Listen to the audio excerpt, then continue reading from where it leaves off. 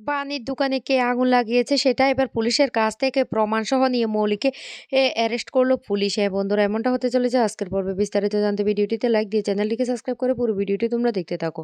গল্পের শুরুতে আমরা দেখতে পারবো বানি আর অনুরুদ্র চলে যায় বিখ্যাত ফুড কুকিং কম্পিটিশনে সেখানে। আর তখনই অনুরুদ্র সেখানে গিয়ে বলতে লাগলো, আমার মনে হচ্ছে আমরা এখানে এমনি এসেছি, কিছুতে আমরা জিততে পারবো না। বানি তখন বলতে লাগলো, মিস্টার চ্যাটার্জি আপনি এভাবে কথা বলছেন কেন? আপনিই তো আমাকে বলেছেন কোনো কিছুর হাল না ছাড়তে। হাল ছেড়ে দিলে কোনোদিন সাকসেস হওয়া যায় না। আমরা লড়াই করে যাবো। আমরা সাকসেস হতে পারলে পারবো, না পারলে পারবো না। কিন্তু আমাদেরকে তো চেষ্টা চালিয়ে যেতে হবে। দেখি না আমরা পারি কিনা। তখন অনিরুদ্র বলতে লাগলো, "তোমার এতটা ভরসা আছে?" তখন বানি বলতে লাগলো, "হ্যাঁ, আমার সত্যিই অনেক ভরসা আছে। কিন্তু আমাদেরকে তো কিছুতে ওরা নামও লিখাতে দিচ্ছে না। কি করবো আমি তো কিছুই বুঝতে পারছি না।" তারপরে অনিরুদ্র আর বানি গিয়ে জাজদের সাথে কথা বলে। আর জাজরা তখন বাণীকে বিভিন্ন ধরনের অপমান করতে থাকে আর বলতে লাগলো বাড়ি গিয়ে মুলুর ঘন্ট রাঁধার নাকি রেসিপিটা শিখার জন্য। তখনই অনিরুদ্র বলতে লাগলো, মুলুর ঘন্ট রাঁধার রেসিপি তো এটাও একটা কিন্তু আর্ট। মুলোগুলো যে কাটতে হয় সেটাও একটা আর্ট। আর আপনি যার সাথে কথা বলছেন উনি কিন্তু একজন বিজনেসম্যান। উনি খাবার রান্না করে হাজার হাজার লোককে খাবারটা খাইয়েছেন। আমাদের একটা দোকান ছিল, কিন্তু দুর্ভাগ্যজনক তো দোকানটা নষ্ট হয়ে গেছে। এখন উনি রাস্তায় খাবার বিক্রি করছেন। এ কথা বলার সাথে সাথে একজন বলে উঠে, শুনুন, আপনি কি ঝাল, মরিচ, চপ এগুলি রাস্তায় দাঁড়িয়ে বিক্রি করেন? এখানে কি আপনি এগুলি বানাবেন? এ কথা বলে বানি তখন বলতে লাগলো, "না, আমি চিড়ির বিরিয়ানি বানাবো।" যা শুনে তখন ওরা হাসতে থাকে আর বলতে লাগলো, "চিড়ির বিরিয়ানি সেটা আবার কোন ধরনের খাবার?" বানি তখন বলতে লাগলো, "হ্যাঁ, চিড়ের বিরিয়ানি আপনারা একবার টেস্ট করে দেখুন না, তারপর আপনারা বুঝতে পারবেন খাবারটা কেমন হয়েছে।" তখন হোস্ট বলতে লাগলো, "না, না, আপনাদের এখানে কম্পিটিশনে কিছুতে অংশগ্রহণ করতে দেওয়া যাবে না। আ আপনাদের মতো লোকরা না কিছুতে এখানে অংশগ্রহণ করে খাবার ভালোভাবে বানাতে পারবে না। এখানে পুরো বিশ্বের বনেদি পরিবারের সবাই এখানে আসবে। সবাই ভালো, ভালো খাবার খেতে চাইবে। আপনারা পারবেন সেগুলি? বাড়ি গিয়ে বরং চেষ্টা সেগুলি খাবারগুলি দেখে নিন, চেষ্টা করুন। এখানে আপনাদের দ্বারা কিছু হবে না।" এই বলে বাণীকে অপমান করতে থাকে। তখনই বাণী বলতে লাগলো, "প্লিজ আপনারা একবার আমার চিড়ের পোলাওটা খেয়ে দেখুন। দরকার পড়লে আমরা এখান থেকে চলে যাব। তারপরে চিড়ের পোলাওগুলি ওদেরকে খেতে দিই।" আর তখন একজন জাজ বলতে লাগলো, "খেয়ে দেখি না কেমন হয়েছে, তারপর না হয় দেখা যাবে।" বানি তখন বলতে লাগলো, "প্লিজ স্যার আপনারা একবার খেয়ে দেখুন, দরকার পড়লে আমরা এখান থেকে চলে যাব। তবুও আপনারা একবার ট্রাই করুন।" তখন আরেকজন জাজ বলতে লাগলো, "হ্যাঁ, হ্যাঁ আমরা খাচ্ছি। খেয়ে টেস্টটা দেখি না কেমন হয়েছে। কারণ এটা তো একটা দেখছি ইউনিক রেসিপি।" এই বলে ওরা খাবারটা খেতে থাকে। আর খাবারটা খেয়ে তখন ওদের এতটাই স্বাদ লেগে যায় আর বলতে লাগলো, "এই খাবারগুলি যে আপনি বানিয়েছেন তার কি গ্যারান্টি আছে?" তখন বানি বলতে লাগলো, "আপনাদের বিশ্বাস হবে না সেটা আমি জানি। আমি তার থেকে বরং আগে থেকে সমস্ত ব্যবস্থা করে রেখেছি।" এদিকেও বিদ্যুতের মা সেখানে ছুটতে, ছুটতে চলে আসে। আর এসে বলতে লাগলো, বানি তুই যেগুলি বলেছিলি আমি সবকিছু নিয়ে এসেছি।" অনিরুদ্র তখন বলতে লাগলো, "কি বলছে? কি এনেছে?" তখনই অ বানি বলতে লাগলো, "ওরা যে বিশ্বাস করবে না সেটা আমি আগে থেকেই জানতাম। সেইজন্য আমি মামুনিকে বলেছি সমস্ত কিছু এখানে নিয়ে আসতে। এখানে আমি সবার সামনে খাবারটা রান্না করে দেখিয়ে দেব যে আমি রান্না করতে পারি।" তারপরে বানি সবার সামনে সেই চিড়ের পুলের খাবারটা বানাতে থাকে আর বলতে লাগলো, "ও আজকালকার যুগে তো সবাই অসুস্থ থাকে। তাই সবাই বিরিয়ানি খেতে ইচ্ছে করলেও খেতে পারে না। তাই আমায় সবার জন্য আলাদা স্পেশাল চিড়ের বিরিয়ানিটা রেখেছি, যেটা খেলে শরীর সুস্থ থাকবে, এমনকি সবাই অনায়াসে খেতে খেতে পারবে।"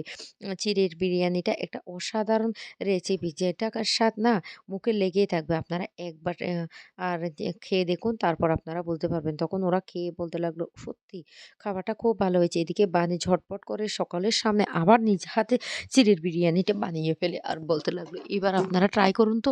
তারপরে বানি বলতে লাগলো, "যে কোনো কাজ না মন দিয়ে করলে না সেটা ভালো হবে। সেটা লেখাপড়া হোক আর সেটা রান্না-বান্না হোক। এটা আমার বাবা বলেছিল। তাই এবার আপনারা একটু টেস্ট করে দেখুন তো।" তখন ওরা খাবারটা খেয়ে বলতে লাগলো, "আসলে সত্যি খাবারটা খুব ভালো। এটা একটা ইউনিক রেসিপি। আপনারা অংশগ্রহণ করতে পারেন দিন।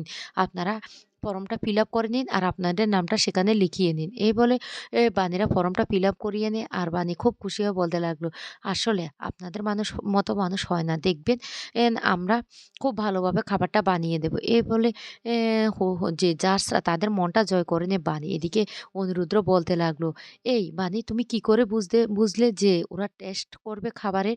বানি তখন বলতে লাগলো, "আমি জানি। আমি আগে থেকে বুঝতে পেরেছি।" তখনই অনুরুদ্র বলতে লাগলো, "তুমি না দাবা খেলার যদি কম্পিটিশন করতে তাহলে সবার আগে তুমি ১ম হতে। কারণ তুমি গুনে, গুনে এমনভাবে চালটা দিতে যে তোমাকে কেউ হারাতে পারবে না।" তখন দুজন দুজনার দিকে তাকিয়ে হাসতে থাকে আর বানি বলতে লাগলো, দেখুন, আমার মনে হচ্ছে এই কম্পিটিশনে আমরাই জিতবো। অনিরুদ্ধ তখন বলতে লাগলো, "তোমার এতটুকু ভরসা আছে?" বানি তখন বলতে লাগলো, "আমার পুরো বিশ্বাস আছে আমরা জিতবো। আপনি কোনো চিন্তা করবেন না মিস্টার চ্যাটার্জি।" এদিকে অনিরুদ্ধের মাও বলতে লাগলো, "ও দেখবি আমরাই জিতবো।" অন্যদিকে দেখা যায় মৌলি বাড়িতে বসে, বসে মোবাইলে সেটা দেখতে পায়। আর তখন বলতে লাগলো, "ও তাহলে এটা এবার প্ল্যান করেছে ওরা? না, ওদেরকে তো এখানে জিততে দেওয়া যাবে না। আমাকে কিছু একটা করতে হবে।" এদিকে নিউজ চ্যানেলে সেটা দেখাচ্ছে। আর তখনই একজন নার্স বলতে লাগলো, "দেখুন তো, দেখুন এই মেয়েটাকে চিনতে পারেন কিনা? আপনার কি কিছু মনে পড়ছে?" অন্যদিকে মৌলি হঠাৎ করে পিনাকি আর ঈশানীর কাছে এসে বলতে লাগলো, "মম, ড্যাড, আমি না একটা কম্পিটিশনে অংশগ্রহণ করতে চাই, যেটা হলো ফুড কুকিং কম্পিটিশন। সেখানে সমস্ত বিশ্বের লোকজন থাকবে। আর আমি মামনিকে সেখানে নিয়ে যেতে চাই। আমি, মামনি আর গ্র্যান্ডমামি সেখানে থাকবো। আর সেখানে গিয়ে মামনি তার স্পেশাল হাতে রান্নাটা করবে।" আর মনে, মনে বলতে লাগলো, "বানি আর এবার মামনি রান্না করবে। দেখা যাক মা-মেয়ের মধ্যে কম্পিটিশনে কে জেতে।" তখনই ঈশানী বলতে লাগলো, "আমার না আ ভয় করছে। আমি পারব না। এত বড় কম্পিটিশনে আমি গিয়ে রান্না করব?" তখন মৌলি বলতে লাগলো, "কেন পারবে না মম? কেন পারবে না? তোমাকে পারতে হবে।" তখন নয়নতারাও সেখানে চলে আসে। আর এসে বলতে লাগলো, "কি ব্যাপার? কি হয়েছে?" তখন মৌলি বলতে লাগলো, "গ্র্যান্ডমাম্মি, তুমি, আমি আর মামুনি যাব সেখানে কম্পিটিশনে অংশগ্রহণ করতে।" তখনই হঠাৎ করে পিনাকি বলে ওঠে, "এই তুই আগে বল তো ওইদিন অ্যাক্সিডেন্ট স্পটে তুই কি করছিলি? বল, আমার না সেটা নিয়ে একটা সন্দেহ থেকে গেছে।" তখন ঈশানীও বলতে লাগলো, "আমি কিন্তু দাদার সাথে তোকে বারবার কথা বলতে দেখেছি। কি এমন কথা আছে যে দাদার সাথে তোকে আলাদা করে বলতে হয়? আর আজকে ই নাকি বলছে তুই নাকি অ্যাক্সিডেন্ট স্পটে ছিলি। তাহলে বল, সত্যি আমার না তোকে নিয়ে বড্ড ভয় করে। তোকে কি আমি এমন শিক্ষা দিয়েছি?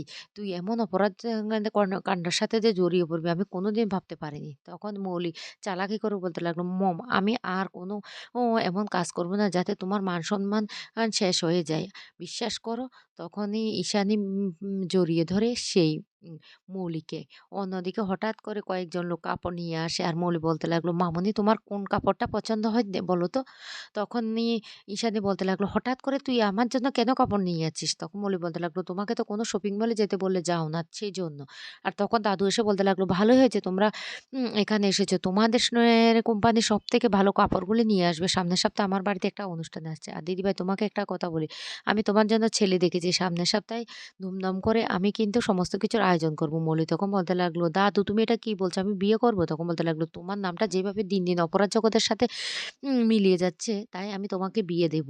আর তুমি যদি আমার কথা না মানো তাহলে আমি আমার সম্পত্তির কোনো অংশই আমি তোমাকে দেব না।" তখন মৌলি চিৎকার করে বলতে লাগলো, "আমি বিয়ে করব না, করব না বিয়ে।" এই বলে সেখান থেকে চলে যায়। এদিকে দাদুও চিৎকার করে বলতে লাগলো, "আমি তোমাকে ত্যায্য করব, কোনো সম্পত্তি দেব না। তো আমার কথার নড়চড় হবে না।"